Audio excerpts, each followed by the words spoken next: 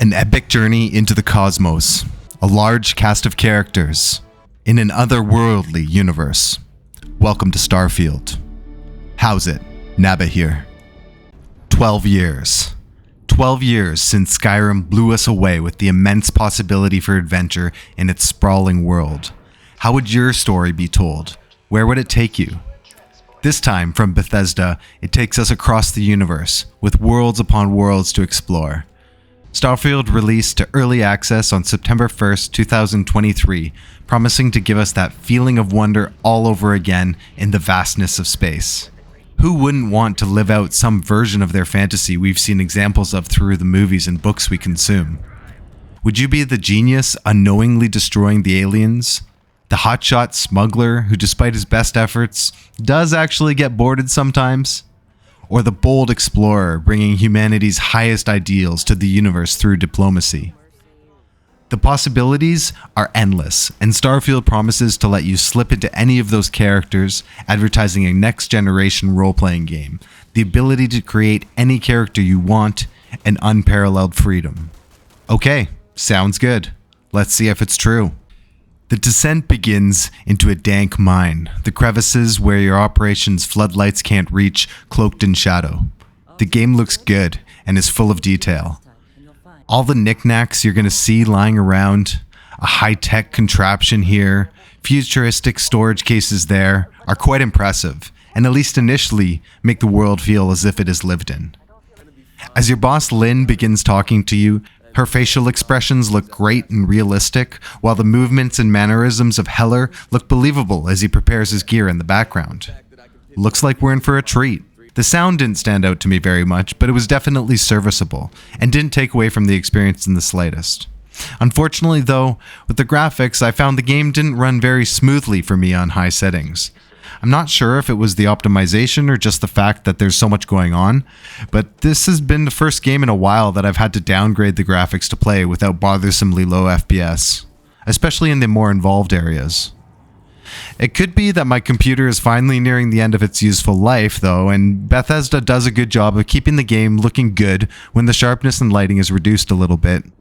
But the game never really rose to levels where I was completely blown away by what I was seeing.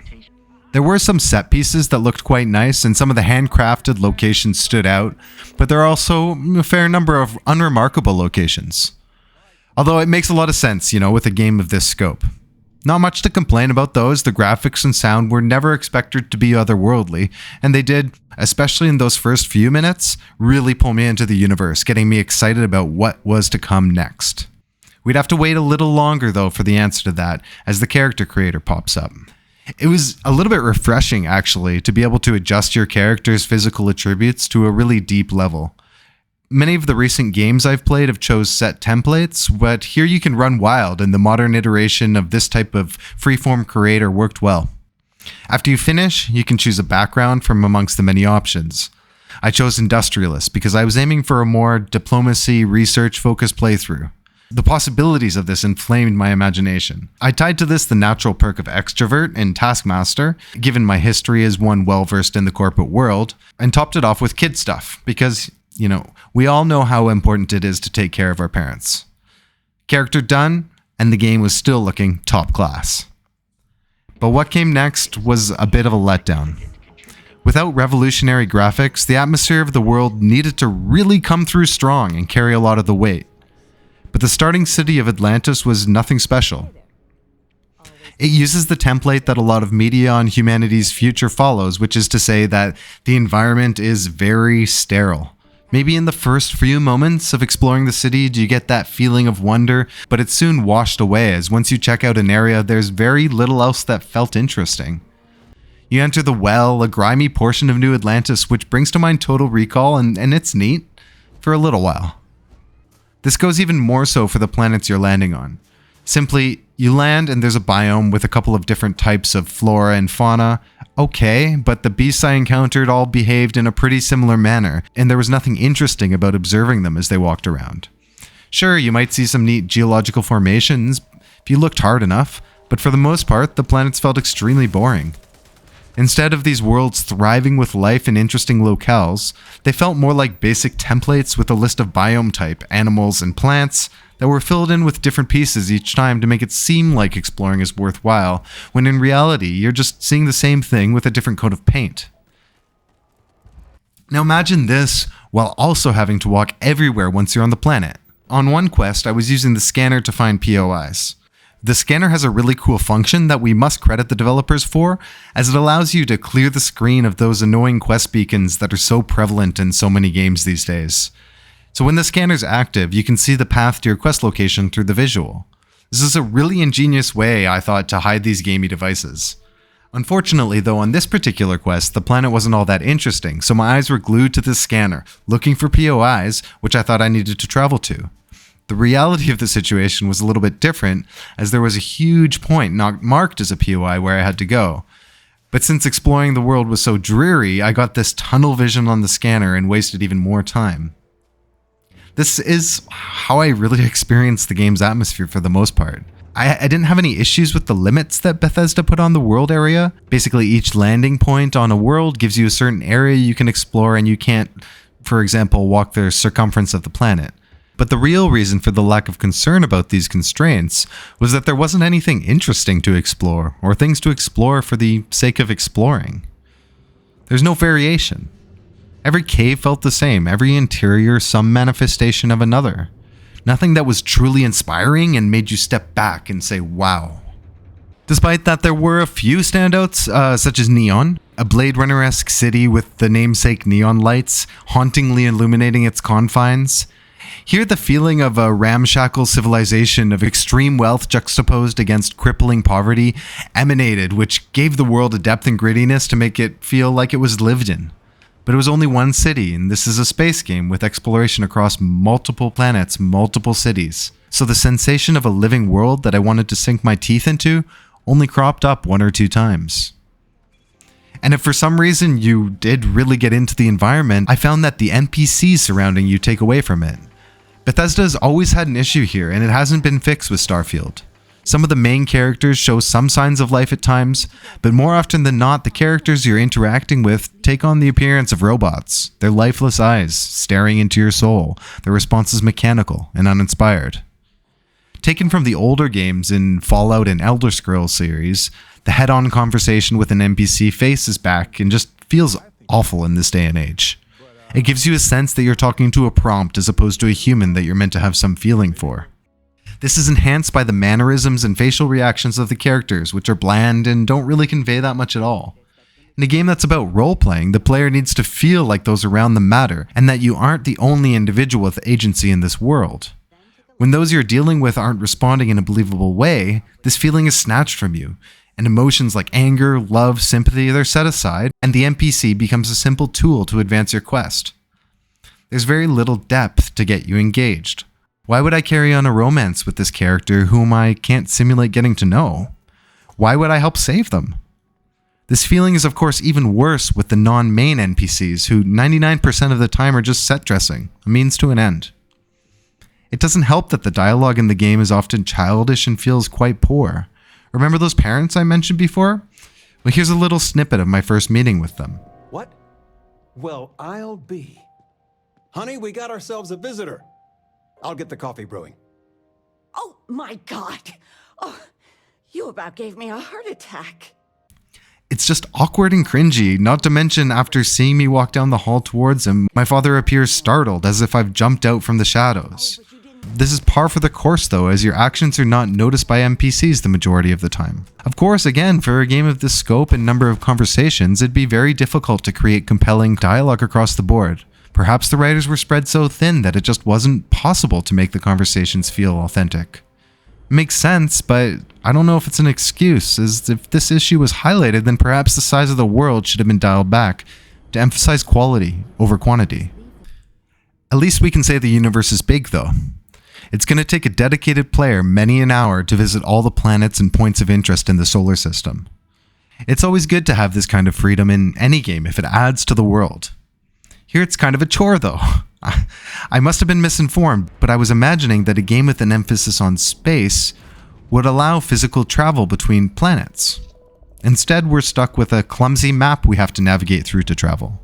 Once you're in orbit, if you want to go to another planet, first you have to click your map. Then you need to back out to the system view. From there, one step out to the galaxy map. If you don't have a quest marker, you then need to search around for the exact star you're looking for, down to the star map, to the planet view, and then you can either jump into orbit or land at the location you want to go if you've already visited. This is just a ponderous task, just to fast travel around the world. That said, it would be really tough to condense all of this map information and all of the locations about the different stars into a neat package, but at least a search function would be useful. You also have fuel, which seems to only determine how far you can jump in a single go.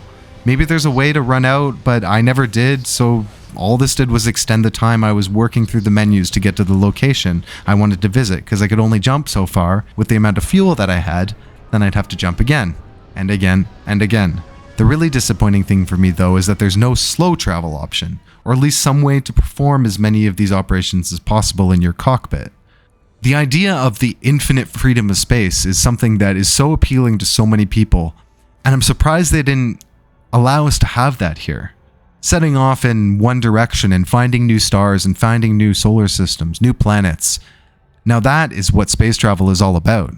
It isn't a fair comparison, but the within-system travel of 2014's Elite Dangerous feels great, with you setting a course and flying that route until you arrive at your destination, with an impactful blast as you exit the supercruise and then request docking rights from the space station, maneuvering your ship with precision to set down on a landing pad.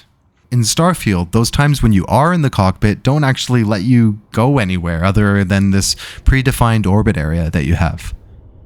You might jump in to find some pirates raiding a vessel or someone in need of assistance, but due to the nature of the jumping mechanism, those don't really feel so organic, more like there was a set piece or a random chance of some event occurring when you load into this planet's orbit. If you can't escape these events, although I was able to do so when I really needed to due to the quick spool speed of the grav drive, the combat's okay. It's, basic space combat. It doesn't really stand out enough though to make the visits to space worthwhile other than travel. This is frustrating because building your ship is one of the more involved minigames Starfield lets us get into. System's straightforward and like most parts of the game feels full of potential when you open it up. You can attach parts to your ship in a somewhat clunky but pretty intuitive building screen where you attach to snap points. It was cool experiencing my ship taking shape, but I really wish there had been some explanation for what each hab did, as I kept picking them thinking they would offer certain crafting benches, but then once in orbit, I'd realize, that machine I need is missing and I need to go back. Once you get the hang of it though, you can at least create an all-purpose vessel that allows you to carry all your crafting stations with you on your travels, which I assume is what they were going for. It's not a bad system, it's just unfortunate I didn't have much desire to spend time in space due to the lack of engaging activities out there. The real gameplay for me was on my feet, either during a boarding raid of a ship or on the planets. As noted, I was interested in playing a more diplomatic character, but with the tedious dialogue, it often devolved into a fight, even when there was a rare opportunity, especially in the main quest to solve something by maybe more diplomatic means. The gunplay was pretty fun, and I enjoyed taking on the space pirates for the 100th time. Those guys must have an endless supply of bodies to throw at their enemies. But I wasn't such a fan of the bullet sponge gameplay. This more reared its head when I was underleveled for something, and I suppose we could theory craft that in the future firearms won't be one shot, one kill, as maybe humanity has developed better forms of body armor, and robots are obviously robots. Still though, the fun fades a bit when you have to empty 3 clips into an enemy before they go down. The solution would be creating more intricate level design, giving some advantages to the enemy in that way, or giving combatants even better AI, or greater numbers. Hell, they seem to possess a spawning pool anyway. I say even better AI because there were some cool points that I wasn't expecting. Sometimes your enemies will retreat to gather their friends or get in a better position. If they're wounded, they might crawl along until they can get to safe shelter or to heal. These were really cool points, which certainly helped make the combat feel more fluid and enjoyable. It could have been helped even more with a better inventory system. Please add a search function. Please make it so we can see more than 9 items at a time. Please split up food and aid. Please just make a good inventory system, as this one felt awful to me. The inventory system being so clumsy made me really not want to pick up anything I didn't have to, and a lot of the fun of the Fallout or Elder Scrolls was hoarding and finding all sorts of goodies. The knock-on effect of this is that it also hurts your desire to explore without the incentive. The main quest was, kind of blah to me. Side quests were okay, but dealing with these lifeless NPCs all the time made me care little about Eugene Industries' fate or the colonists from Earth who hadn't had contact with anyone else for generations. I cared so little that I killed them all. Not just the men, but the women and the children too. Well, no, not the children, of course. And you know what? After a brief stint in jail, guess what? They let me out, and I was able to continue the quest for them. This is what I found most off-putting about the game. Nothing you do matters. You shoot your gun off in a city. No one blinks an eye. You raise your gun point blank to civilians, and they shrug it off. Even the larger events that go on in the main story don't offer you a real influence on the world. As far as I found, you couldn't eliminate those NPCs that weren't programmed to be able to be eliminated. If this is an RPG, why can't we gain control of trade, open up a small shop, interact the world outside of joining a faction and climbing its ranks? What if your goal is to take over New Atlantis with space pirates? What if you'd like to create a new gang that worships the local star? Is it possible to do that? I certainly didn't see any hints that this would be achievable during my playthrough. Quests are there to give you a feeling of progression through relatively self-contained missions and help you level up. This is fine, but overall it was kind of boring to me. Leveling up was fine, They had a number of different skills, quite a few skills, more than many other games, but then all of that system didn't really resonate with me when the rest of the world felt so weak. I needed to feel like my choices were meaningful other than a few set pieces where you were given a sharp decision point. All I had was my list of errands with some uninspired story attached to it.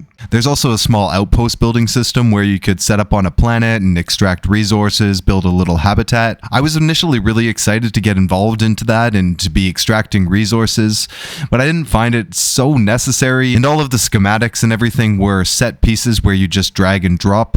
So it does amuse for a little while, but it's not something that I was able to get super involved into. There was also the lockpicking system, which had you rack your brain a little bit. Once you figure out that the digipick that you need is highlighted blue on the circles that you have to interact with, it becomes pretty straightforward, and there was never a situation where I actually failed picking a lock. Starfield feels like a game that bit off a little bit more than it could chew. The concept of a whole universe to explore is certainly appealing, but in reality, it feels like a bunch of isolated worlds with some activities to do at each location. This has been done before. The expectation with all this development time is that Bethesda could put together something better than they'd previously achieved, a new frontier, but nothing shines, and this is the core problem. Think of some of the other games that really got you going. They might not have everything locked in place, but there are areas where they're exceptional. Look at Valheim's resource gathering, not all that complex, but what you can build with those resources is the real reward. Getting to that next tier where you can create a new addition to your cottage is the true joy. Red Dead Redemption and hunting, the atmosphere of the hyper-real world and challenge of finding and catching your prey. Dark Souls with its brutally challenging combat where you overcome enemies with your skill. Starfield combines mediocrity across the board, leading to a stale and bland experience. Resting on its laurels, Bethesda has brought us a Skyrim Fallout mixture without the charm of either. You're a spectator in a world that doesn't change all that much. It's not that this isn't any worse than Skyrim or Fallout, but those didn't come out in 2023. I sunk a large amount of time into this game, and after 30 hours, it just isn't it. I'm sure there are those of you that will say that you need to play more, it gets better, it's like a book, you can't just read the first chapter, you gotta keep going. But games shouldn't take 30, 40, 50 hours to get good. That's an insane investment, equivalent to a week's earnings on top of the $100 for the game itself. I really wish that they dialed the scale back and focused their energies on the quality of the living world and not a laundry list of things to do. Games should be iterated on and improved over the years. We should be seeing leaps and bounds. If I had a time machine, I'd love to jump 10 years into the future and see what Bethesda's producing then. Although, who knows what horrors I'd behold.